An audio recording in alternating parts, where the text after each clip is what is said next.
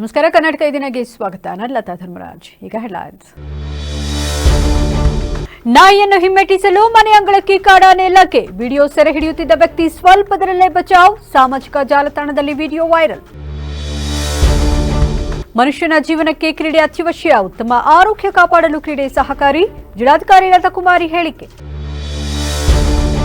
ನಾಥೂರಾಮ್ ಗೋಡ್ಸೆ ತತ್ವವೇ ಅದೇ ಆರ್ಎಸ್ಎಸ್ ಮೂಲ ತತ್ವ. ಧರ್ಮದ ಹೆಸರಿನಲ್ಲೇ ದೇಶದ ನಾಶ.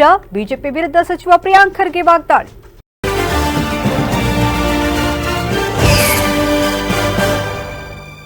ಕಾಡಾನೆಯಿಂದ ವ್ಯಕ್ತಿಯೊಬ್ಬರು ಜಸ್ಟ್ ಮಿಸ್ ಆಗಿದ್ದು ಸದ್ಯ ವಿಡಿಯೋ ಎಲ್ಲೆಡೆ ಹರಿದಾಡುತ್ತಿದೆ.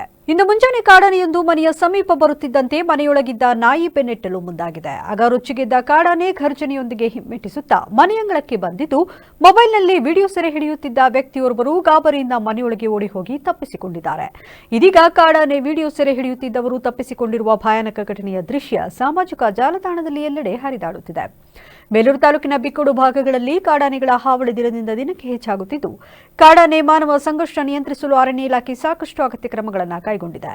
ಕೆಲವೊಮ್ಮೆ ರೊಚ್ಚಿಗಿದ್ದ ಕಾಡಾನೆಗಳು ಮನುಷ್ಯರನ್ನ ಕಂಡು ದಾಳಿಗೆ ಮುಂದಾಗುತ್ತವೆ. ಆದ್ದರಿಂದ ಅವುಗಳೊಂದಿಗೆ ಚೆಲ್ಲಾಟ ಮಾಡಬಾರದು ಎಂಬ ಅಂಶವನ್ನ ಇಟ್ಟುಕೊಂಡು ಇತ್ತೀಚೆಗೆ ಸಾರ್ವಜನಿಕರು ಅಥವಾ ಇತರರು ಯಾರೂ ಸಹ ಕಾಡಾನೆಗಳ ಹತ್ತಿರ ತೆರಳಿ ವಿಡಿಯೋ ಹಾಗೂ ಫೋಟೋಗಳನ್ನು ಸೆರೆ ಹಿಡಿಯುವ ದುಸ್ಸಾಹಸಕ್ಕೆ ಕೈ ಹಾಕಬಾರದು ಎಂದು ಎಚ್ಚರಿಕೆ ನೀಡಿತ್ತು. ಆದರೂ ಕೆಲವರು ಕಾಡು ಪ್ರಾಣಿಗಳಿಂದ ಜೀವಕ್ಕೆ ಆಪತ್ತು ತರುವ ರೀತಿಯಲ್ಲಿ ವರ್ತಿಸುತ್ತಿರುವ ಘಟನೆ ಆಗಿಂದಾಗೆ ಬೆಳಕಿಗೆ ಬರುತ್ತಿರುವುದು ವಿಪರ್ಯಾಸವೇ ಸರಿ.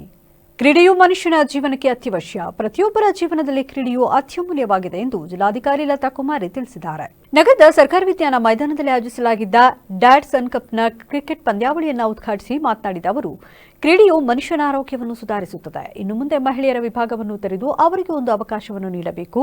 ಗಂಡು ಹೆಣ್ಣು ಎಂದು ಭೇದವಿಲ್ಲದೆ ಈ ರೀತಿಯ ಕ್ರೀಡಾ ಚಟುವಟಿಕೆಗಳನ್ನು ಆಯೋಜಿಸಬೇಕು ಎಂದರು. ಕ್ರೀಡೆಗಳು ಮನುಷ್ಯನ ಜೀವನಕ್ಕೆ ಅತ್ಯವಶ್ಯ. ಪ್ರತಿಯೊಬ್ಬ ಮನುಷ್ಯರು ಸಹ ಒಂದು ಕ್ರೀಡೆಯನ್ನ ಕಡ್ಡಾಯವಾಗಿ ಆಡಬೇಕು. ತಮ್ಮಲ್ಲಿ ಶಕ್ತಿ ಇರೋವರೆಗೂ, ಕೊನೆಯ ಉಸಿರಿರೋವರೆಗೂ, ಆರೋಗ್ಯವಾಗಿ ಇರೋವರೆಗೂ. ಅದೇ ಗುಟ್ಟು ಆರೋಗ್ಯಕ್ಕೆ ಅಂತ ಹೇಳ್ತಾ ಇಂದಿನ ಕಾರ್ಯಕ್ರಮದಲ್ಲಿ ಸ್ಟೇಜ್ ಕಾರ್ಯಕ್ರಮ ನಾನು ನಿರೀಕ್ಷೆ ಮಾಡಿರಲಿಲ್ಲ. ನಾನು ಅನ್ಕೊಂಡೆ ಇದು ಕ್ರೀಡಾಕೂಟ ಇರೋದ್ರಿಂದ ಸ್ಟೇಜ್ ಎಲ್ಲ ಇರೋದಿಲ್ಲ, ನೇರವಾಗಿ ಹೋಗಿ ಕ್ರಿಕೆಟನ್ನೇ ಹಾಡ್ಬಿಡೋಣ ಅಂತ ನಾವು ತಿಳ್ಕೊಂಡ್ವಿ.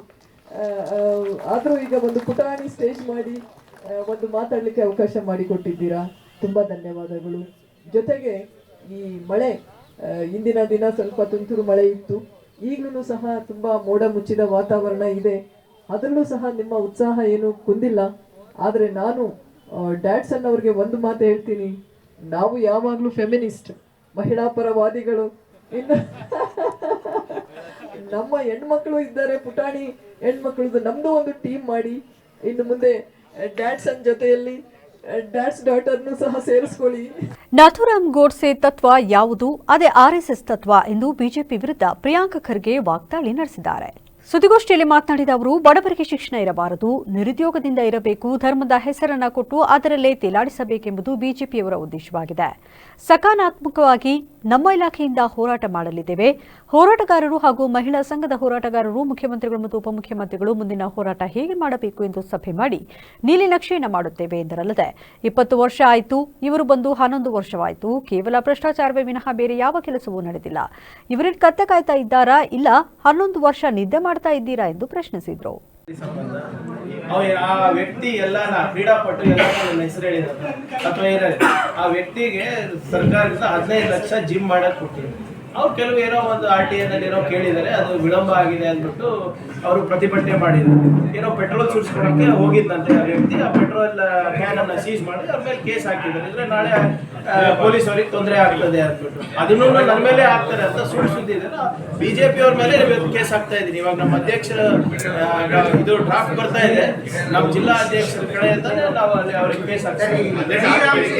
ಬಿಜೆಪಿ ಅವರ ಇದೆ ಇದು. ನಮಗೆ ನೋಡಿ, ಎಸ್ಪೆಷಲಿ ನನಗೆ ಅವರಿಗೆ ಉತ್ತರ ಕೊಡಕ್ ಆಗ್ತಾ ಇಲ್ಲ.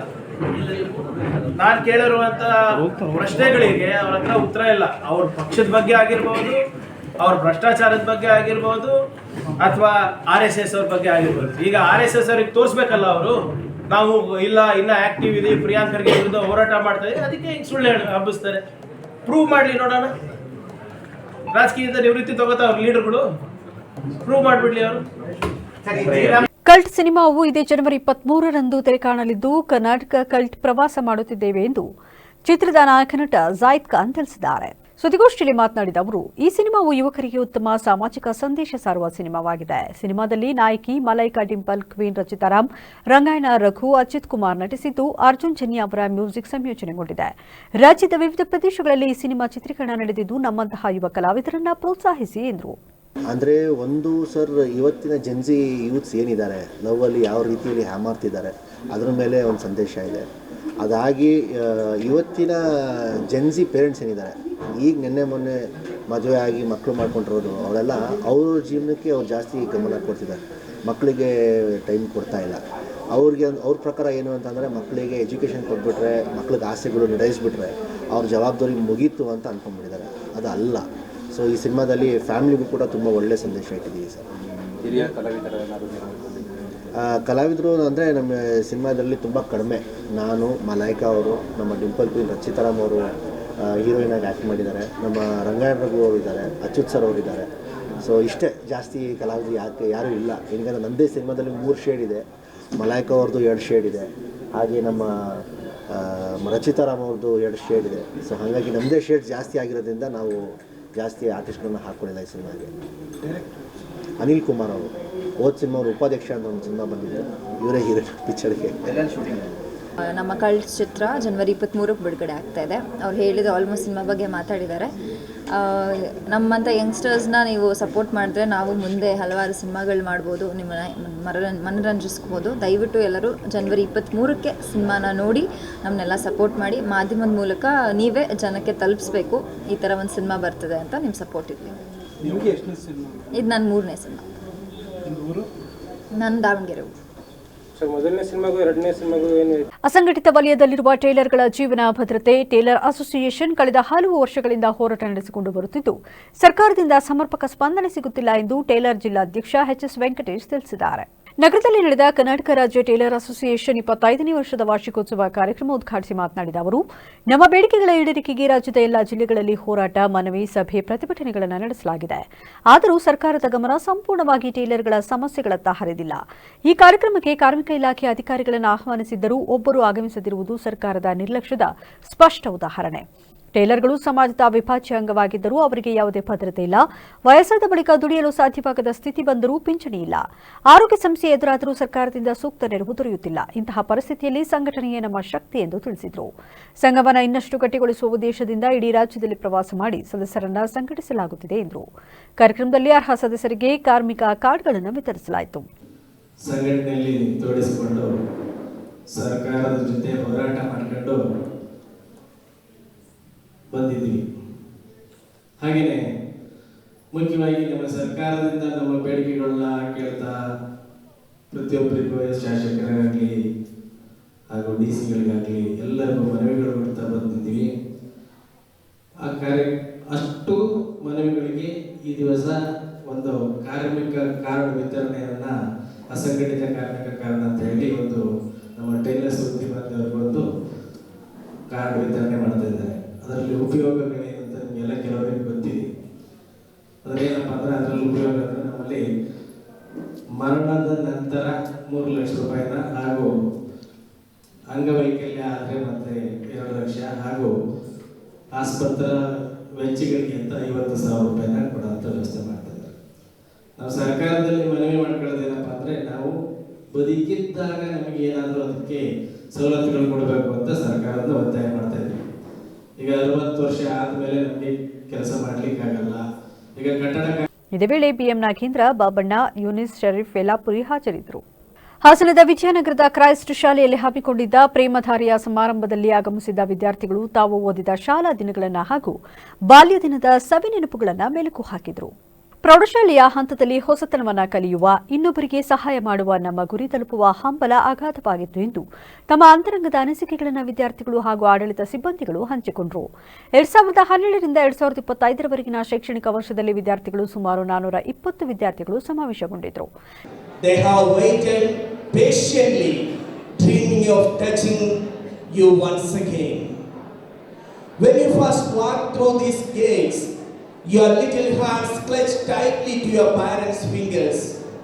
With faith and hope, they handed you into the care of our beloved teachers. who once guided your trembling hands to hold a pencil are here today, their eyes glistening, waiting to see what their little ones have become. They still remember your pranks, your cheerful voices, your mischievous smiles. You might have teased them, argued with them, or tried their patience, but their hearts only grew fonder. Today, they stand here, watching your lives blossom beyond these gates, feeling the sweetest pride any teacher could feel in her life. A teacher's greatest reward is not in the lessons taught, but in the lives that is touched. The kind aunties who open ಈ ಸಂದರ್ಭದಲ್ಲಿ ಪ್ರಾಂಶುಪಾಲರಾದ reverend father Anumon Joseph ಹಾಗೂ ಆಡಳಿತಾಧಿಕಾರಿಗಳಾದ reverend father Rijo Thomas, campus director ಆದ reverend father Alex Jerusha Chinmay ಉಪಸ್ಥಿತರಿದ್ದರು.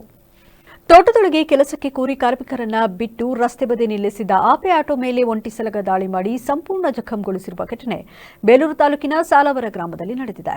ಎಂದಿನಂತೆ ಸಾಲವರ ಗ್ರಾಮದ ತೋಟದಲ್ಲಿ ಕೆಲಸಕ್ಕೆ ಕಾರ್ಮಿಕರನ್ನ ಬಿಟ್ಟು ಬಳಿಕ ರಸ್ತೆ ಬದಿ ಆಟೋ ನಿಲ್ಲಿಸಲಾಗಿತ್ತು. ಈ ವೇಳೆ ಒಂಟಿ ಸಲಗ ಏಕಾಏಕಿ ದಾಳಿ ಮಾಡಿ ಆಟೋವನ್ನ ರಸ್ತೆ ಬದಿಯ ಹೊಂಡಕ್ಕೆ ತಳ್ಳಿ ತುಳಿದು ಜಖಂಗೊಳಿಸಿದೆ. ಅದೃಷ್ಟವಶಾತ್ ಕಾರ್ಮಿಕರಾದ ಲೋಕೇಶ್, ಶಿವರಾಜ್, ಗಗನ್, ಸತೀಶ್, ಜಗದೀಶ್, ಪ್ರದೀಪ್, ರವಿ, ಕುಮಾರ್, ಮೋಹನ್, ವೀರೇಶ್ ಅವರು ತೋಟದಿಂದ ಓಡಿಹೋಗಿ ಪ್ರಾಣ ಉಳಿಸಿಕೊಂಡಿದ್ದು ಕಾಡಾನೆಗಳ ಹಾವಳಿಯಿಂದ ಮಲೆನಾಡಿಗರು ಬೇಸತ್ತು ಹೋಗಿದ್ದಾರೆ. ಬೇಲೂರು ತಾಲೂಕು ಒಕ್ಕಲಿಗರ ಮಹಿಳಾ ಸಂಘದ ವತಿಯಿಂದ ಸಂಕ್ರಾಂತಿ ಸುಗ್ಗಿ ಸಂಭ್ರಮ, ಬಾಲಗಂಗಾಧರನಾಥ ಸ್ವಾಮೀಜಿಗಳ ಪುಣ್ಯಸ್ಮರಣೆ ಹಾಗೂ ರಾಷ್ಟ್ರಕವಿ ಕುವೆಂಪು ಅವರ ಜನ್ಮ ದಿನಾಚರಣೆ ಕಾರ್ಯಕ್ರಮವನ್ನು ಪಟ್ಟಣದ ಒಕ್ಕಲಿಗರ ಸಮುದಾಯ ಭವನದಲ್ಲಿ ಶ್ರದ್ಧಾಭಕ್ತಿಯಿಂದ ಆಚರಿಸಲಾಯಿತು. ಮಾತನಾಡಿದ ಪುರಸಭೆ ಅಧ್ಯಕ್ಷೆ ಉಷಾ ಸತೀಶ್, ಸಂಕ್ರಾಂತಿ ಹಬ್ಬವು ಕೃಷಿ, ಸಂಸ್ಕೃತಿ ಹಾಗೂ ಶ್ರಮದ ಗೌರವವನ್ನು ಸಾರುವ ಹಬ್ಬವಾಗಿದ್ದು, ಇಂತಹ ಸಾಂಸ್ಕೃತಿಕ ಕಾರ್ಯಕ್ರಮಗಳು ಸಮಾಜದಲ್ಲಿ ಏಕತೆ, ಸಂಸ್ಕೃತಿ ಮತ್ತು ಪರಂಪರೆಯ ಮೌಲ್ಯಗಳನ್ನು ಉಳಿಸುವಲ್ಲಿ ಪ್ರಮುಖ ಪಾತ್ರ ವಹಿಸುತ್ತವೆ. ಹಾಗೆ ಬಾಲಗಂಗಾಧರನಾಥ ಸ್ವಾಮೀಜಿಗಳ ಸಮಾಜಮುಖಿ ಸೇವೆ ಹಾಗೂ ಕುವೆಂಪು ಅವರ ಮಾನವೀಯ ಮೌಲ್ಯಗಳು ಇಂದಿನ ಪೀಳಿಗೆಗೆ ದಾರಿದೀಪವಾಗಿವೆ ಎಂದರು. ವೇದಿಕೆ ಮೇಲಿರುವ ಎಲ್ಲ ಗಣ್ಯರಿಗೂ ಹಾಗೂ ಇವತ್ತೇನು ಅದ್ದೂರಿಯಾಗಿ 3 ಕಾರ್ಯಕ್ರಮವನ್ನು ಆಯೋಜಿಸಿದ್ದಾರೆ. ಮೊದಲಿಗೆ ಕುವೆಂಪು ಅವರ ಜನ್ಮ ದಿನಾಚರಣೆ ಹಾಗೂ ನೂತನ ವರ್ಷ ಆರಂಭ, ಜೊತೆಗೆ ಸಂಕ್ರಾಂತಿ ಹಬ್ಬದ ಅಡ್ವಾನ್ಸ್ ವಿಶಸ್. ಮೊದಲಿಗೆ ಕುವೆಂಪು ಅವರವರು ಎಲ್ಲಾದರೂ ಇರು, ಎಂತಾದರೂ ಇರು, ಎಂದೆಂದಿಗೂ ನೀ ಕನ್ನಡವಾಗಿರು ಎಂಬ ಅವರ ಮಾತು ಇಂದಿಗೂ ಸಹ ನಮ್ಮೆಲ್ಲರ ಜೀವನದಲ್ಲಿ ದಾರಿದೀಪವಾಗಿದೆ. ಅವರು ಸಮಾನತೆ, ಮಾನವೀಯತೆ ಮೌಲ್ಯಗಳು. ಕಾರ್ಯಕ್ರಮದಲ್ಲಿ ಒಕ್ಕಲಿಗರ ಸಂಘದ ಅಧ್ಯಕ್ಷೆ ಭಾರತಿಗೌಡ ಮಾತನಾಡಿ, ಒಕ್ಕಲಿಗರ ಮಹಿಳಾ ಸಂಘವು ಸಮಾಜದ ಸಬಲೀಕರಣ, ಸಂಸ್ಕೃತಿ ಸಂರಕ್ಷಣೆ ಹಾಗೂ ಮಹಿಳೆಯರ ಏಳಿಗೆಗೆ ನಿರಂತರವಾಗಿ ಶ್ರಮಿಸುತ್ತಿದ್ದು, ಇಂತಹ ಸಾಂಸ್ಕೃತಿಕ ಹಾಗೂ ಸಾಮಾಜಿಕ ಕಾರ್ಯಕ್ರಮಗಳು ಒಗ್ಗಟ್ಟಿನ ಬಲವನ್ನು ಹೆಚ್ಚಿಸುತ್ತವೆ. ನಮ್ಮ ಪರಂಪರೆ, ಸಂಸ್ಕೃತಿ ಮತ್ತು ಮೌಲ್ಯಗಳನ್ನು ಮುಂದಿನ ಪೀಳಿಗೆಗೆ ತಲುಪಿಸುವ ಜವಾಬ್ದಾರಿ ನಮ್ಮದಾಗಿದ್ದು, ಸಂಘದ ಮೂಲಕ ಇನ್ನಷ್ಟು ಸಮಾಜಮುಖಿ ಕಾರ್ಯಕ್ರಮಗಳನ್ನು ಕೈಗೊಳ್ಳಲಾಗುವುದು ಎಂದು ತಿಳಿಸಿದರು. ಬೆಳೆದಿದೆ, ಅದಕ್ಕೆ ಎಲ್ಲ ಸದಸ್ಯರು ಇವತ್ತೊಂದು ಕಾರ್ಯಕ್ರಮ ಮಾಡ್ತಾ ಇದ್ದೀವಿ ಅಂತ ಹೇಳಿದರೆ, ನಾವು ಕುವೆಂಪು ಅವರ ಜನ್ಮದಿನ ಮಾಡ್ತಾ ಇದ್ದೀವಿ. ನಮಗೆ ಅದು ಹೆಮ್ಮೆ. ನಮ್ಮ ಕುಲದಲ್ಲಿ ಹುಟ್ಟಿದಂಥ ಒಬ್ಬ ಗುರು ಇವತ್ತು ಎಲ್ಲರ ಮುಂದೆ ಅವ್ರು ಇಲ್ಲದೇ ಇರ್ಬೋದು, ಆದರೆ ಅವ್ರು ಮಾಡಿರೋ ಸಾಧನೆ ನಾವು ಮಾಡಬೇಕಾದ್ರೂ ಅಷ್ಟೇ. ನಾವು ಇಲ್ಲದೇ ನಾವು ಇಲ್ಲ ಅಂತ ಹೇಳಿದಾಗ ನಾವು ಮಾಡಿರೋ ಸಾಧನೆ ಸಮಾಜದಲ್ಲಿ ಉಳ್ಕೋಬೇಕು. ನಾವು ಬದುಕಬೇಕು ಅಂತ ಹೇಳಿದಾಗ ಸಂಕ್ರಾಂತಿ ಹಬ್ಬದ ಅಂಗವಾಗಿ ಪರಂಪರೆಯ ಸುಗ್ಗಿ ಸಂಭ್ರಮಕ್ಕೆ ವಿಶೇಷ ಮೆರುಗು ನೀಡಲಾಗಿದ್ದು, ಮಹಿಳೆಯರು ಸಾಂಪ್ರದಾಯಿಕ ಉಡುಪು ಧರಿಸಿ ಹಬ್ಬದ ವಾತಾವರಣವನ್ನು ಉತ್ಸವದ ರೂಪದಲ್ಲಿ ಆಚರಿಸಿದರು.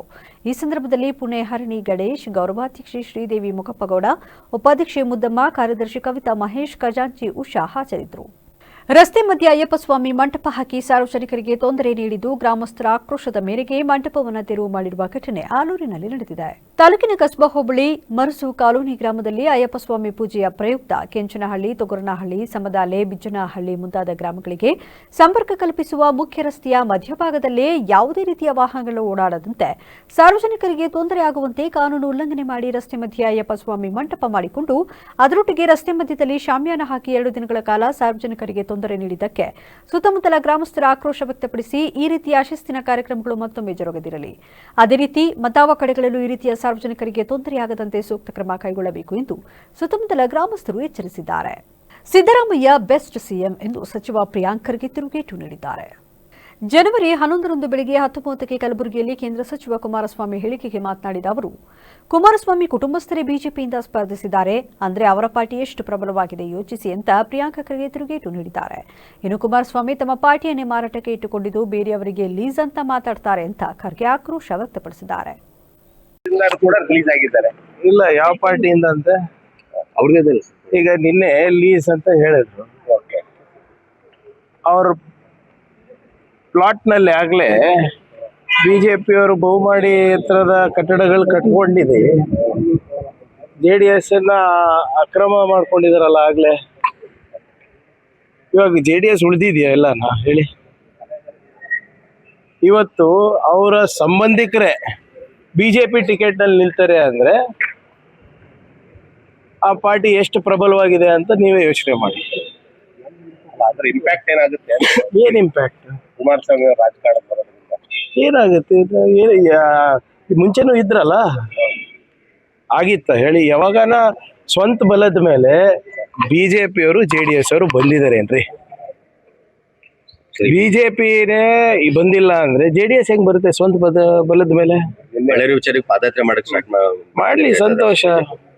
ವಿದ್ಯಾರ್ಥಿಗಳಿಗೆ ಸೃಜನಶೀಲತೆಯ ಅವಕಾಶಗಳನ್ನು ಕಲ್ಪಿಸಿಕೊಟ್ಟು ಅವರಲ್ಲಿನ ಪ್ರತಿಭೆ ಹೊರತರಲು ಶಾಲಾ ವಾರ್ಷಿಕೋತ್ಸವ ಸಹಕಾರಿಯಾಗಿದೆ ಎಂದು ಸಮಾಜ ಸೇವಕ ಆರ್ಟಿಒ ಮಲ್ಲಿಕಾರ್ಜುನ್ ತಿಳಿಸಿದ್ದಾರೆ. ಕೆಆರ್ಪೇಟೆ ತಾಲೂಕಿನ ಬುಕನಕೆರೆ ಹೋಬಳಿಯ ಬಳ್ಳೆಕೆರೆ ಗ್ರಾಮದ ಸರ್ಕಾರಿ ಹಿರಿಯ ಪ್ರಾಥಮಿಕ ಶಾಲಾ ವಾರ್ಷಿಕೋತ್ಸವದಲ್ಲಿ ಉದ್ಘಾಟಿಸಿ ಮಾತನಾಡಿದ ಅವರು, ಸರ್ಕಾರಿ ಶಾಲೆಗಳಲ್ಲಿ ವಿದ್ಯಾರ್ಥಿಗಳ ಕೊರತೆಯಿಂದ ಶಾಲೆಗಳನ್ನು ಮುಚ್ಚುವಂತಹ ಪರಿಸ್ಥಿತಿ ನಿರ್ಮಾಣವಾಗುತ್ತಿದೆ. ಹಾಗಾಗಿ ಸರ್ಕಾರಿ ಶಾಲೆಗಳನ್ನು ಬಲಪಡಿಸಿ ದಾಖಲಾತಿ ಹೆಚ್ಚಳ ಮಾಡಲು ಮತ್ತು ಗುಣಮಟ್ಟದ ಶಿಕ್ಷಣ ನೀಡಲು ಸರ್ಕಾರಿ ಶಾಲೆಗಳನ್ನು ಸಜ್ಜುಗೊಳಿಸಬೇಕಾಗಿದೆ. ಸರ್ಕಾರಿ ಶಾಲೆಗಳ ಸಾಮರ್ಥ್ಯವನ್ನು ಜನರಿಗೆ ತಿಳಿಸಿಕೊಡುವ ಕಾರ್ಯವಾಗಬೇಕು. ಈ ನಿಟ್ಟಿನಲ್ಲಿ ಸ್ಥಳೀಯ ಜನಪ್ರತಿನಿಧಿಗಳು, ಸಂಘ ಸಂಸ್ಥೆಗಳು ಸರ್ಕಾರಿ ಶಾಲೆಗಳ ಅಭಿವೃದ್ಧಿಗೆ ಬೆಂಬಲವಾಗಿ ನಿಲ್ಲಬೇಕು ಎಂದ ಅವರು, ಸರ್ಕಾರಿ ಶಾಲೆಗಳಲ್ಲಿ ವಿದ್ಯಾರ್ಥಿಗಳ ವಿದ್ಯಾಭ್ಯಾಸಕ್ಕೆ ಪೂರಕವಾದ ಎಲ್ಲ ಬಗೆಯ ವ್ಯವಸ್ಥೆಯನ್ನು ಸರ್ಕಾರ ಕಲ್ಪಿಸುತ್ತಿದೆ. ಅಲ್ಲದೆ ವರ್ಷವಿಡೀ ವ್ಯಾಸಂಗಕ್ಕೆ ಪೂರಕವಾಗಿ ಹಲವು ಪ್ರೋತ್ಸಾಹಕಾರಿ ಯೋಜನೆಗಳ ಮೂಲಕ ಮಕ್ಕಳಿಗೆ ಬಗೆ ಬಗೆಯ ಪರಿಕರ ಮತ್ತು ಸವಲತ್ತು ನೀಡಲಾಗುತ್ತಿದೆ. ಖಾಸಗಿ ಶಾಲೆಗಿಂತ ಸರ್ಕಾರಿ ಶಾಲೆಗಳಲ್ಲಿ ಗುಣಾತ್ಮಕ ಕಲಿಕೆ ಹೆಚ್ಚಳವಾಗಿದೆ. ಪೋಷಕರು ಖಾಸಗಿ ಶಾಲೆಗಳ ವ್ಯಾಮೋಹ ಬಿಟ್ಟು ಸರ್ಕಾರಿ ಶಾಲೆಯಲ್ಲಿ ವಿದ್ಯಾಭ್ಯಾಸ ಕೊಡಿಸುವ ಬಗ್ಗೆ ತೀವ್ರ ಗಮನ ಹರಿಸಬೇಕಾಗಿದೆ ಎಂದರು. ನಾನು ಒಂದು 3 ವರ್ಷದಿಂದ ಇಲ್ಲಿ ಸತತವಾಗಿ ಶಾಲಾ ವಾರ್ಷಿಕೋತ್ಸವದ ಕಾರ್ಯಕ್ರಮಗಳಿಗೆ ಬರ್ತಾ ಇದ್ದೀನಿ. ಆದರೆ ಇವತ್ತು ನಮ್ಮ SDMC ಅಧ್ಯಕ್ಷರ ಜೊತೆ ಮಾತಾಡ್ತಾ ಕೂತಿದ್ದೆ, ಸ್ಟ್ರೆಂತ್ ಎಷ್ಟಿದೆ ಅಂತ ಕೇಳಿದೆ. ನಿಜವಾಗ್ಲೂ ಮಕ್ಕಳ ಮನೆಯಲ್ಲಿ ಗಣನೀಯವಾದ ಪ್ರಮಾಣದಲ್ಲಿ ದಾಖಲಾತಿ ಹೆಚ್ಚಳವಾಗಿದೆ. ಅದಕ್ಕೆ SDMC ಅವರಿಗೆ ಮತ್ತು ಶಿಕ್ಷಕರಿಗೆ, ಇಲ್ಲಿ ನೀವು ಮಕ್ಕಳನ್ನ ಸೇರಿಸಿರ್ತಕ್ಕಂಥವರಿಗೆ ನಮ್ಮ ಕಡೆಯಿಂದ ವೈಯಕ್ತಿಕವಾಗಿ ಒಂದು ಅಭಿನಂದನೆಗಳನ್ನ ಸಲ್ಲಿಸೋಣ. ಯಾಕೆಂದ್ರೆ ಶಾಲಾ ದಾಖಲಾತಿಗಳ ಕಡಿಮೆ ಆಗ್ತಾ ಇರ್ತಕ್ಕಂಥ ಹಂತದಲ್ಲಿ ಈ ಬಳ್ಳೆಕೆರೆ ಶಾಲೆಯಲ್ಲಿ ನಮ್ಮ ಶಾಲಾ ಮಕ್ಕಳ ದಾಖಲಾತಿ ಹೆಚ್ಚಾಗ್ತಾ ಇರ್ತಕ್ಕಂಥದ್ದು ಒಂದು ಆಶಾದಾಯಕವಾದಂಥ ಬೆಳವಣಿಗೆ ಆಗಿದೆ. ಸರ್ಕಾರಿ ನೌಕರರ ಸಂಘದ ತಾಲೂಕು ಅಧ್ಯಕ್ಷ ಆನಂದ್, ಮಕ್ಕಳನ್ನು ಓದಿಸುವ ವಿಚಾರದಲ್ಲಿ ಶಿಕ್ಷಕರಷ್ಟೇ ಪೋಷಕರದ್ದು ಕೂಡ ದೊಡ್ಡ ಜವಾಬ್ದಾರಿ ಇದೆ. ಮಕ್ಕಳ ಓದಿನ ಬಗ್ಗೆ ಪೋಷಕರು ಸರಿಯಾಗಿ ಗಮನಿಸಬೇಕು. ಬದ್ಧತೆ, ಶಿಸ್ತು, ಧೈರ್ಯ ಈ 2 ಗುಣಗಳನ್ನು ಮಕ್ಕಳಿಗೆ ಧಾರೆ ಎರೆಯಬೇಕು. ಯಾವ ಕಾರಣಕ್ಕೂ ಮಕ್ಕಳು ಓದುವಾಗ ಟಿವಿ ಹಾಕಬೇಡಿ, ನಿಶ್ಶಬ್ದ ಪರಿಸರ ಇರಲಿ. ಮಕ್ಕಳ ಮುಂದೆ ಜಗಳ ಆಡಬೇಡಿ, ಇದು ಮಕ್ಕಳ ಮನಸ್ಸಿನ ಮೇಲೆ ಪ್ರಭಾವ ಬೀರುತ್ತದೆ ಎಂದು ಎಚ್ಚರಿಸಿದರು. ಮಕ್ಕಳ ಮನೋರಂಜನೆಯನ್ನು ಅಪೇಕ್ಷೆ ಪಡ್ತಾ ಇದ್ದಾರೆ ಹೊರತು ವೇದಿಕೆ ಮೇಲೆ ಇವರೇನೋ ಮಾತಾಡ್ಕೊತಾರೆ, ಎಷ್ಟೊತ್ತು ಬೇಗ ಶುರುವಾಗುತ್ತಪ್ಪ ಅಂತಕ್ಕಂಥ ಮನೋಭಾವದಲ್ಲಿದ್ದರೆ ಆದಷ್ಟು ಬೇಗ ಶುರುವಾಗುತ್ತೆ. ಒಂದೇ ವೇದಿಕೆ ಮೇಲೆ ಇರ್ತಕ್ಕಂಥ ಈ ಶಾಲೆಯ SDMC ಅಧ್ಯಕ್ಷರಾಗಿರ್ತಕ್ಕಂಥ ಕಿರಣರವರೇ ಹಾಗೂ RTO ಸಂಘದ ರಾಜ್ಯಾಧ್ಯಕ್ಷರಾಗಿರ್ತಕ್ಕಂಥ ಹಾಗೂ ಸರ್ಕಾರಿ ನೌಕರ ಸಂಘದ ನಿರ್ದೇಶಕರು ಆಗಿರ್ತಕ್ಕಂಥ ಸಮಾಜ ಸೇವಕರು ಆಗಿರ್ತಕ್ಕಂಥ ಶ್ರೀಯುತ ಮಲ್ಲಿಕಾರ್ಜುನ್ ಸರ್ವಳ್ಳೆ, ನಮ್ಮ ಪ್ರಾಥಮಿಕ ಶಾಲಾ ಶಿಕ್ಷಕ ಸಂಘದ ಅಧ್ಯಕ್ಷ ಆಗಿರ್ತಕ್ಕಂಥ ಆತ್ಮೀಯ ಸ್ನೇಹಿತರು ಪೂರ್ಣಚಂದ್ರ ದೇವಸಿಯವರೇ ಹಾಗೂ ಶಾಲಾ SDMC ಅಧ್ಯಕ್ಷ ಕಿರಣ್ ಕಾರ್ಯಕ್ರಮದ ಅಧ್ಯಕ್ಷತೆ ವಹಿಸಿದರು. ಕನ್ನಡ ಸಾಹಿತ್ಯ ಪರಿಷತ್ ತಾಲೂಕು ಅಧ್ಯಕ್ಷ ಪೂರ್ಣಚಂದ್ರ ತೇಜಸ್ವಿ, SC/ST ನೌಕರರ ಸಂಘದ ತಾಲೂಕು ಅಧ್ಯಕ್ಷ ಶಿಕ್ಷಕ ಯೋಗೇಶ್, ಶಿಕ್ಷಣ ಸಂಯೋಜಕ ಸುರೇಶ್, ಸಂಪನ್ಮೂಲ ವ್ಯಕ್ತಿ ಯೋಗೇಶ್, ಸದಸ್ಯರು, ಗ್ರಾಮದ ಮುಖಂಡರು ಸೇರಿದಂತೆ ಇತರರು ಉಪಸ್ಥಿತರಿದ್ದರು. ಕಲಬುರಗಿಯ ವಿಠಲ್ ನಗರದಲ್ಲಿ ಮನೆಯೊಂದರಲ್ಲಿ ಒಬ್ಬಟ್ಟಿದ್ದ ವೃದ್ಧೆಯ ಕೈಕಾಲು ಕಟ್ಟಿ ಬಾತ್ರೂಂನಲ್ಲಿ ಕೂಡಿ ಹಾಕಿ ಅವರ ಮೈಮೇಲಿದ್ದ 40 ಗ್ರಾಂ ಚಿನ್ನದ ರೋಡೆ ಮಾಡಿದವರನ್ನ ಬಂಧಿಸಲಾಗಿದೆ. ಮನೆಯಲ್ಲಿ ವಯಸ್ಸಾದವರನ್ನ ಒಬ್ಬೊಬ್ಬರಿಗೆ ಬಿಡೋ ಮುನ್ನ ಈ ಸ್ಟೋರಿ ನೋಡಲೇಬೇಕು. ವೃದ್ಧೆಯನ್ನ ಥಳಿಸಿ ಅವರಿಂದ ಸುಮಾರು 40 ಗ್ರಾಂ ಚಿನ್ನವನ್ನ ದರೋಡೆ ಮಾಡಿಕೊಂಡು ಹೋಗಿದ್ದ ಆರೋಪಿಯನ್ನ ಬಂಧಿಸಲಾಗಿದೆ ಎಂದು ಪೊಲೀಸ್ ಆಯುಕ್ತ ಡಾಕ್ಟರ್ ಶರಣಪ್ಪ ಹೇಳಿದ್ದಾರೆ. ಜನವರಿ 10ರಂದು ಮಧ್ಯಾಹ್ನ 2 ಗಂಟೆಗೆ ನಗರದಲ್ಲಿ ಮಾತನಾಡಿದ ಅವರು, ಬೆಂಗಳೂರು ಮೂಲದ ಶಿವಕುಮಾರ್ ಎಂಬಾತನನ್ನ ಬಂಧಿಸಿ 5 ಲಕ್ಷ ಮೌಲ್ಯದ 40 ಗ್ರಾಂ ಚಿನ್ನದ ಸರವನ್ನ ಜಪ್ತಿ ಮಾಡಲಾಗಿದೆ ಎಂದು ತಿಳಿಸಿದರು. ಗುಬ್ಬಿ ತಾಲೂಕಿನ ವಿವಿಧ ಗ್ರಾಮದ ವಿವಿಧ ಅಭಿವೃದ್ಧಿ ಕಾಮಗಾರಿಗಳಿಗೆ ಶಾಸಕ ಎಸ್ಆರ್ ಶ್ರೀನಿವಾಸ್ ಭೂಮಿ ಪೂಜೆ ಸಲ್ಲಿಸಿದರು. ಮರಾಠಿಪಾಳ್ಯ, ಎಣ್ಣೆಕಟ್ಟೆ, ತಿಮ್ಮಣ್ಣನಪಾಳ್ಯ, ಚೇಲೂರು ಹಟ್ಟಿ, ಸೋಮಲಾಪುರ ಗ್ರಾಮದಲ್ಲಿ ಭೂಮಿ ಪೂಜೆ ಸಲ್ಲಿಸಿ ಮಾತನಾಡಿದ ಅವರು, ಸಮಾಜ ಕಲ್ಯಾಣ ಇಲಾಖೆ, ದೇವರಾಜ ಅರಸು ವೀರಶೈವ ಅಭಿವೃದ್ಧಿ ನಿಗಮ ಸೇರಿದಂತೆ ಇನ್ನಿತರೆ ನಿಗಮಗಳಿಗಿಂತ ಎಂಐನಲ್ಲಿ ಹೆಚ್ಚಿನ ರೈತರಿಗೆ ಕೊಳವೆ ಬಾವಿಗಳನ್ನು ನೀಡಿದ್ದು, ಈ ವರ್ಷ 150ರಿಂದ 200 ಕೊಳವೆ ಬಾವಿಗಳನ್ನು ರೈತರಿಗೆ ಒದಗಿಸಲಾಗಿದೆ. ಗಣಿಬಾಧಿತ ಹಣದಲ್ಲಿ ಸುಮಾರು 100 ಕೋಟಿ ರೂಪಾಯಿ ವೆಚ್ಚದಲ್ಲಿ ಹಲವು ಕಾಮಗಾರಿ ಮಾಡಲಾಗುತ್ತದೆ.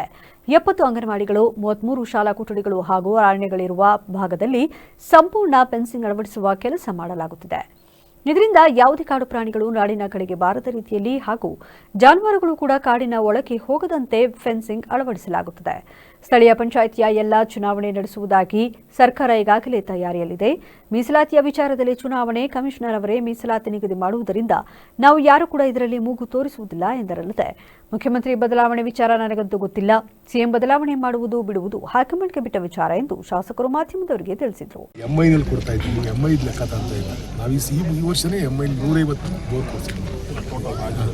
ಅಲ್ಲ, ರಾಜ್ಯದಲ್ಲಿ ನೀವು ಇದನ್ನು ಮಾತ್ರ ತಗೊಂತಾ ಇದ್ದೀರಿ. ಯಾವುದು ಸಮಾಜ ಕಲ್ಯಾಣ ಇಲಾಖೆಯಲ್ಲಿ ಕೊಡ್ತಾ ಇರ್ತಕ್ಕಂಥದ್ದು, ದೇವರಾಜ ಅರಸು ಅಭಿವೃದ್ಧಿ ನಿಗಮದಲ್ಲಿ ಕೊಡ್ತಾ ಇರ್ತಕ್ಕಂಥದ್ದು, ವೀರಶೈವ ಅಭಿವೃದ್ಧಿ ನಿಗಮದಲ್ಲಿ ಕೊಡ್ತಾ ಇರ್ತಕ್ಕಂಥದ್ದು, ಈ ನಿಗಮದಲ್ಲಿ ಕೊಡ್ತಾ ಇರ್ತಕ್ಕಂಥ ನೀವು ಲೆಕ್ಕ ತಾಂಡಿರ್ತೀರ ಅಷ್ಟೇ. ನಾವು ಅದಕ್ಕೂ ಮೀರಿ ಎಂಐನಲ್ಲಿ ಕೊಡ್ತಾ ಇದ್ದೀವಿ. ಪ್ರತಿ ವರ್ಷವೂ 100-150 ಬೋರ್ ಮೇಲೆ ಕೊಡ್ತಾ ಇದ್ದೀವಿ ಎಂಐನಲ್ಲಿ. ಈ ಸರ್ನೂ ಕೊಟ್ಟಿದ್ದೀವಿ. ಈಗ ತಿರ್ಗಾ 50 ಬೋರ್ ಕೊಟ್ಟು ನಾನು ಮಂತ್ರಿಯವ್ರಿಗೆ ಮಾತಾಡಿ 50 ಬೋರ್ಗೆ ತಿರ್ಗಾ ನಾನು ಲೆಟ್ರ್ ಕೊಟ್ಟಿದ್ದೀನಿ. ಈಗ ಕೊರಿಯೋಕ್ಕೂ ಇನ್ನೂ 40 ಬೋರ್ ಇದ್ದಾವೆ. ಇದು ಕೊಡಿಸ್ತಾ ಇದ್ದೀವಿ, ಮ್ಯಾಕ್ಸಿಮಮ್ ಕೊಡಿಸ್ತಾ ಇದ್ದೀವಿ. KPCC ಯಾರಿಗೆ ಯಾರು ಕೊಡ್ತಾರೋ ಏನು ಕೊಡ್ತಾರೋ ನನಗೆ ಗೊತ್ತಿಲ್ಲ. ಅದ್ರ ಬಗ್ಗೆ ನಾನು ಅಷ್ಟೊಂದು ದೊಡ್ಡ ನಾಯಕ ಅಲ್ಲ. ಕಾಂಗ್ರೆಸ್ನಲ್ಲಿ KPCC ಮಾತಾಡುವಷ್ಟು ದೊಡ್ಡ ನಾಯಕ ಅಲ್ಲ. ಮುಖ್ಯಮಂತ್ರಿಗಳು, ಉಪಮುಖ್ಯಮಂತ್ರಿಗಳು ಹೇಳಿದ್ದಾರೆ, ಜಿಲ್ಲಾ ಪರಿಷತ್ತು, ತಾಲೂಕ್ ಪಂಚಾಯತಿ ಮತ್ತು ಗ್ರಾಮ ಪಂಚಾಯತಿ ಎಲ್ಲವೂ ಕೂಡ ಮಾಡ್ತೀವಿ ಅಂತ ಹೇಳಿದ್ದಾರೆ. ಮಾಡ್ತಾರೆ. ಸಾಕಷ್ಟು ವಿಳಂಬ ಆಯಿತು. ಸರ್ಕಾರಗಳಿದ್ದಾಗೂ ವಿಳಂಬ ಆಗಿದೆ. ಅದು ಕೋರ್ಟು ಕಚೇರಿಗೆ ಹೋಗಿ ಏನೇನೋ ಆಗಿ ವಿಳಂಬ ಆಗಿದೆ. ಮೀಸಲಾತಿ ಈಗೆಲ್ಲ ಕೋರ್ಟಲ್ಲೇ ಹಿಂದಿನ ಸರ್ಕಾರ ಇದ್ದಂಥ ಸಂದರ್ಭದಲ್ಲಿ ಅದೆಲ್ಲ ರೊಟೇಷನ್ ಸಿಸ್ಟಮ್ ಅಲ್ಲಿ ಅವರೇ ಮಾಡ್ಕೊಂಡಂಗೆ. ಇದೇ ಸಂದರ್ಭದಲ್ಲಿ ಗ್ರಾಮ ಪಂಚಾಯಿತಿ ಅಧ್ಯಕ್ಷರಾದ ಜಯಮ್ಮ, ಸಿದ್ದರಾಜು, ಸದಸ್ಯರಾದ ನಿಂಗರಾಜು, ಯತೀಶ್, ಪಿಡಿಒ ಪುಟ್ಟರಾಜು, ಯುವರಾಜು ಹಾಗೂ ಎಲ್ಲ ಕಾರ್ಯಕರ್ತರು ಭಾಗವಹಿಸಿದರು. ಗ್ರಾಮೀಣ ಪ್ರದೇಶದಲ್ಲಿರುವ ಸರ್ಕಾರಿ ಶಾಲೆಗಳನ್ನು ಉಳಿಸಿ ಬೆಳೆಸುವ ನಿಟ್ಟಿನಲ್ಲಿ ಎತ್ತಂಬಾಡಿ ಸರ್ಕಾರಿ ಶಾಲೆಯನ್ನು ಮಾದರಿ ಶಾಲೆಯನ್ನಾಗಿ ಮಾಡುವ ಗುರಿಯನ್ನು ಇಟ್ಟುಕೊಂಡಿದ್ದೇವೆ ಎಂದು ಬೆಂಗಳೂರಿನ ಉದ್ಯಮಿ ಹೇಮಂತ್ ತಿಳಿಸಿದರು. ಮಳವಳ್ಳಿ ತಾಲೂಕಿನ ಎತ್ತಂಬಾಡಿ ಗ್ರಾಮದಲ್ಲಿರುವ ಸರ್ಕಾರಿ ಹಿರಿಯ ಪ್ರಾಥಮಿಕ ಶಾಲಾ ಆವರಣದಲ್ಲಿ ಸಂಕ್ರಾಂತಿ ಸುಗ್ಗಿ ಸಂಭ್ರಮ ಎಂಬ ಕಾರ್ಯಕ್ರಮಕ್ಕೆ ಮುಖ್ಯ ಅತಿಥಿಯಾಗಿ ಭಾಗವಹಿಸಿ ಮಾತನಾಡಿ, ಈಗ ಸರ್ಕಾರಿ ಶಾಲೆ ಎಂದರೆ ಅದು ಸರ್ಕಾರಕ್ಕೆ ಸೇರಿದ ಶಾಲೆ. ಸರ್ಕಾರ ಎಂದರೆ ಕಾಂಗ್ರೆಸ್ ಸರ್ಕಾರ, ಬಿಜೆಪಿ ಸರ್ಕಾರ, ಜೆಡಿಎಸ್ ಸರ್ಕಾರ ಎಂಬ ಭಾವನೆ ಇದೆ. ಇದನ್ನೆಲ್ಲ ಹೊರತುಪಡಿಸಿ ಈ ಶಾಲೆ ನಮ್ಮ ಶಾಲೆ, ನಮ್ಮೆಲ್ಲರ ಶಾಲೆ ಎಂಬ ಗೌರವ ನಮ್ಮಲ್ಲಿ ಬೆಳೆಯಬೇಕು. ಜಯರಾಮ್ರವರ ಮೂಲಕ ನಾವು ಈ ಊರಿಗೆ ಕಾಲಿಟ್ಟಿದ್ದೇವೆ. ಈ ಊರಿಗೂ ನಮಗೂ ಒಂದು ಋಣಾನುಬಂಧ ಬೆಳೆದಿದೆ. ಈ ಶಾಲೆಯಲ್ಲಿ ನಮಗೊಂದು ಸ್ಥಾನ ಸಿಕ್ಕಿದೆ. ಅದು ಉಳಿಯಬೇಕಿದ್ದರೆ ಈ ಶಾಲೆ ಅತ್ಯುನ್ನತ ಮಟ್ಟಕ್ಕೆ ತಲುಪಬೇಕಾದರೆ ಏನೇನು ಅಗತ್ಯವಿದೆ ಅದನ್ನೆಲ್ಲ ನಾವು ಪೂರೈಸಲು ಸಿದ್ಧರಿದ್ದೇವೆ ಎಂದು ಭರವಸೆ ನೀಡಿದರು. ಸರ್ಕಾರಿ ಶಾಲೆ ಅಂದ ತಕ್ಷಣ ನಾವು ಸರ್ಕಾರದ ಶಾಲೆ ಅಂತ ಡಿಸೈಡ್ ಮಾಡ್ಕೊಂಡ್ಬಿಟ್ಟಿದ್ದೀವಿ.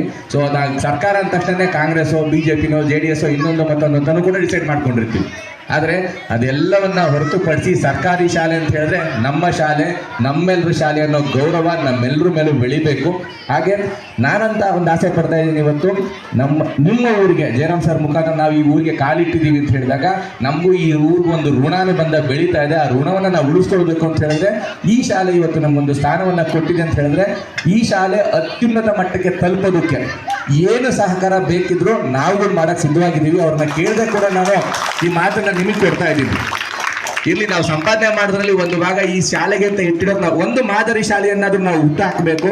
ಸೊ ಅದಕ್ಕೆ ಏನು ಸಹಕಾರ ಬೇಕಿದ್ರು ಗುರುಗಳಾಗಿರ್ಬೋದು, ಹಿರಿಯರು ಏನಿದ್ರು ಕೇಳಿದ್ರು ನಮ್ಮ ಕೈಲಾದ ಸಹಾಯವನ್ನ ಖಂಡಿತ ನಮ್ಮ ಶಕ್ತಿ ಮೀರಿ ಮಾಡ್ತೀವಿ.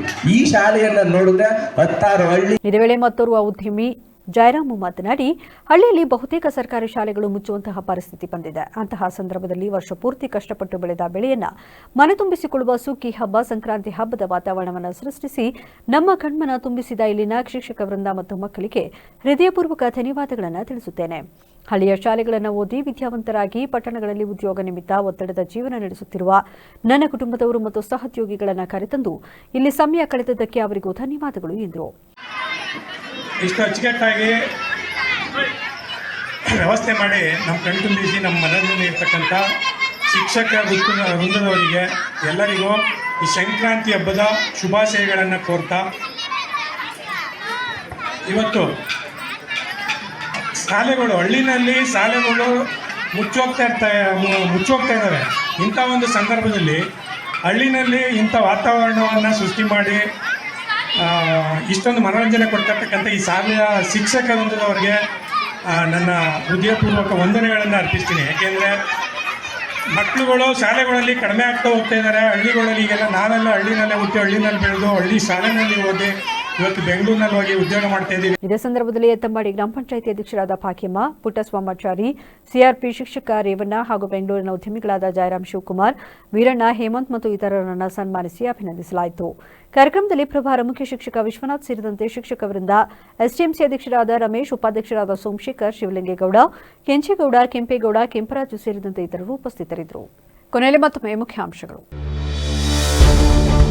ನಾಯಿಯನ್ನು ಹಿಮ್ಮೆಟ್ಟಿಸಲು ಮನೆ ಅಂಗಳಕ್ಕೆ ಕಾಡಾನೆ ಇಲಾಖೆ, ವಿಡಿಯೋ ಸೆರೆ ಹಿಡಿಯುತ್ತಿದ್ದ ವ್ಯಕ್ತಿ ಸ್ವಲ್ಪದರಲ್ಲೇ ಬಚಾವ್, ಸಾಮಾಜಿಕ ಜಾಲತಾಣದಲ್ಲಿ ವಿಡಿಯೋ ವೈರಲ್. ಮನುಷ್ಯನ ಜೀವನಕ್ಕೆ ಕ್ರೀಡೆ ಅತ್ಯವಶ್ಯ, ಉತ್ತಮ ಆರೋಗ್ಯ ಕಾಪಾಡಲು ಕ್ರೀಡೆ ಸಹಕಾರಿ, ಜಿಲ್ಲಾಧಿಕಾರಿ ಲತಾಕುಮಾರಿ ಹೇಳಿಕೆ. ನಾಥುರಾಮ್ ಗೋಡ್ಸೆ ತತ್ವವೇ ಅದೇ ಆರ್ಎಸ್ಎಸ್ ಮೂಲ ತತ್ವ, ಧರ್ಮದ ಹೆಸರಿನಲ್ಲೇ ದೇಶದ ನಾಶ, ಬಿಜೆಪಿ ವಿರುದ್ಧ ಸಚಿವ ಪ್ರಿಯಾಂಕ್ ಖರ್ಗೆ ವಾಗ್ದಾಳಿ. ಇದಾಗಿತ್ತು ಇಲ್ಲಿವರೆಗಿನ ನ್ಯೂಸ್ ಅಪ್ಡೇಟ್ಸ್. ನಿರಂತರ ಸುದ್ದಿಗಾಗಿ ನೋಡ್ತಾರೆ ವಿಬಿಸಿ ನ್ಯೂಸ್. ಇದು ಜನರ ಧ್ವನಿ, ಸತ್ಯದ ಕಡೆ ನಮ್ಮ ನಡೆ.